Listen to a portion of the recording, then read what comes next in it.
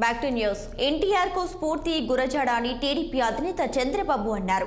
బొబ్బిలిలో నిర్వహించిన రా కదలిరా సభలో చంద్రబాబు పాల్గొని ప్రసంగించారు. రా కదలిరా నినాదం 5 కోట్ల మంది ఆంధ్రుల కోసమని చెప్పారు. తెలుగు ప్రజలు ఐటీలో తలెత్తుకుని తిరిగేలా చేసిన ఘనత టీడీపీదేనన్నారు. తనకు కష్టం వస్తే 90 దేశాలు స్పందించాయన్నారు. రాతి యుగం కావాలా, స్వర్ణయుగం కావాలా ప్రజలు నిర్ణయించుకోవాలన్నారు. టీడీపీ అధికారంలోకి వచ్చిన వెంటనే రాష్ట్ర వ్యాప్తంగా అన్న క్యాంటీన్లు పునః ప్రారంభిస్తామని స్పష్టం చేశారు.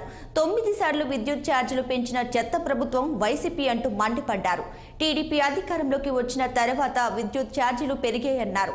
జగన్ అంటే అప్పులో అప్పారావు అంటూ ఆయన వ్యాఖ్యలు చేశారు. బొబ్బిలి కోటలో ఉండే రాజులు గాని, అటు ఒకప్పుడు విజయనగర రాజులు గాని ప్రజల కోసం పనిచేశారు.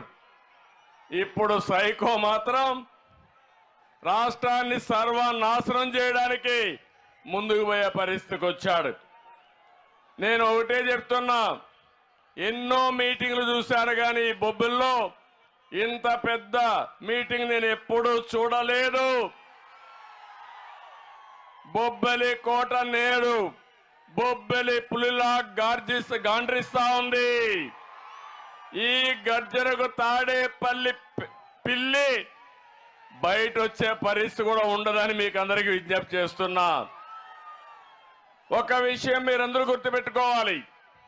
నేను ఈరోజు ఇక్కడికి వచ్చింది రాష్ట్రంలో ఒక చైతన్యం తేవడానికి.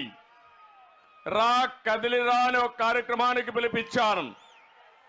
ఇది నా కోసరమో, పవన్ కళ్యాణ్ కోసరమో, తెలుగుదేశం పార్టీ కోసరమో, జనసేన పార్టీ కోసం కాదు. 5 కోట్ల ప్రజల యొక్క భవిష్యత్తు కోసం నేను ఇచ్చిన పిలుపుని మీ అందరికీ తెలియజేస్తున్నా.